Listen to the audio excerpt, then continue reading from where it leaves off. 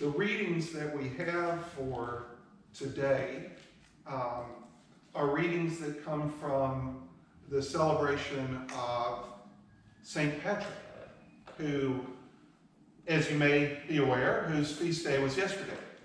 And St. Patrick is a saint that we recognize in the Episcopal Church, as well as many other communions throughout the world, obviously.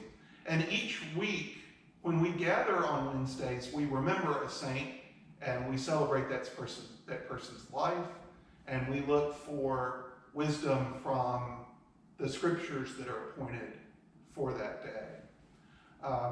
Patrick is a saint that really strikes a chord with me, I think, partially because whether or not she could ever prove it, my mother really wanted for us to be Irish.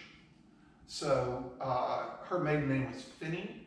So now you have access to all of my bank accounts. And she was very insistent that we had Irish heritage, even though we don't know whether or not that's true. So we grew up celebrating Patrick, and as I have learned more about Patrick, I have been interested and inspired by what he did.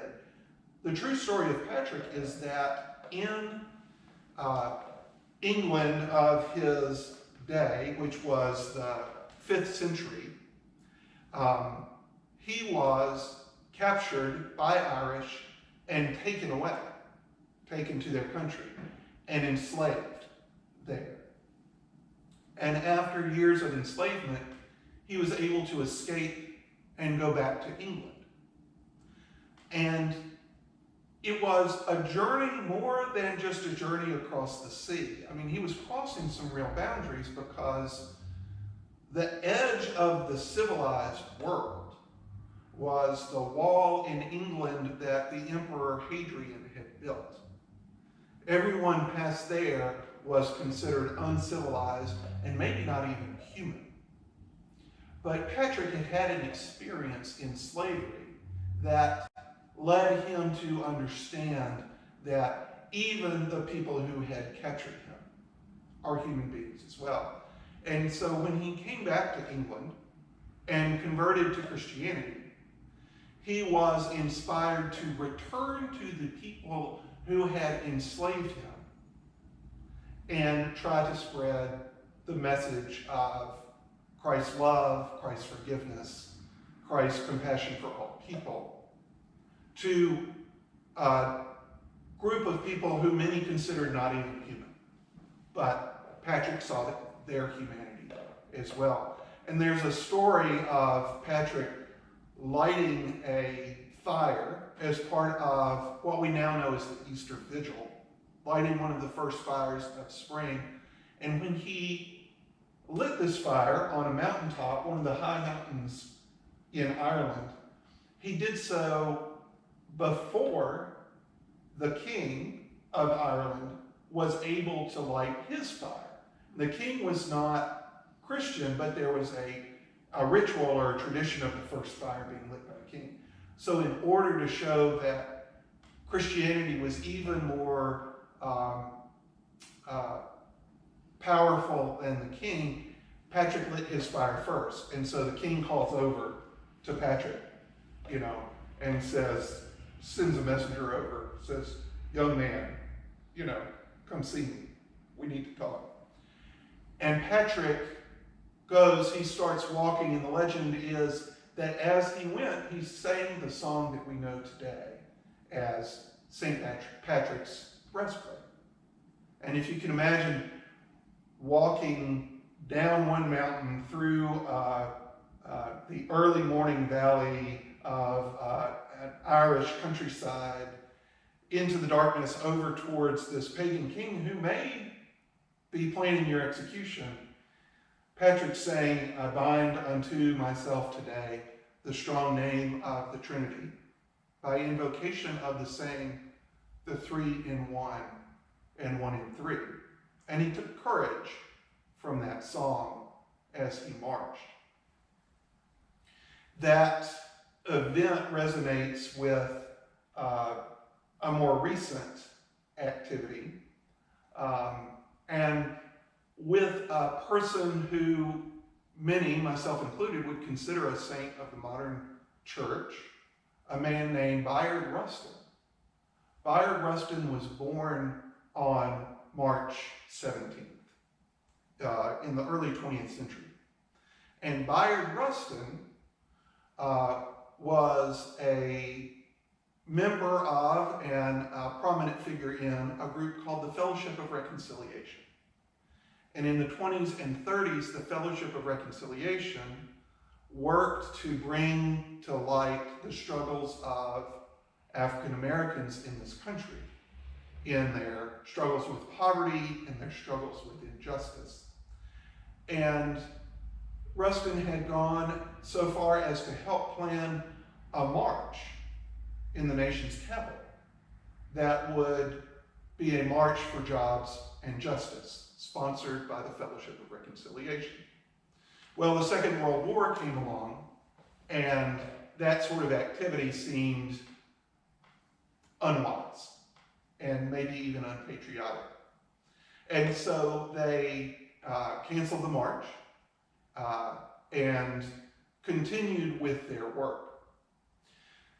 And in the 1960s, when Dr. King again popularized the idea of a march on Washington, he turned to the Fellowship of Reconciliation, and he turned to Bayard Rustin, because he knew Bayard Rustin was the one person who could organize this massive event. And one of the keys to the success of that event, because the authorities expected it to devolve into chaos and devolve into a riot, one of the keys for the organizers was to show that they could be disciplined, that they could march peacefully, and that their strength came from that witness. And so Rustin knew that one of the most important tools that he had in that march was music. He was a musician, he was a singer, and so he helped popularize the idea and helped spread the idea that the marchers would sing. And as they were coming onto the mall at Washington, they sang together, "We shall overcome. We shall overcome one day." Now, part of the reason why we hear about many members of the movement for civil rights, Dr. King, Reverend Abernathy, so many incredible people, Representative John Lewis, but we don't always hear about Bayard Rustin, is that Bayard Rustin was a gay man. And because of that, and because he wanted to live as fully as he could, he also knew that he couldn't always be out front and in public in these activities, because that would invite criticism that the movement at the time might not have been able to absorb. But Rustin never failed to be honest and to be open and to be clear about who he was.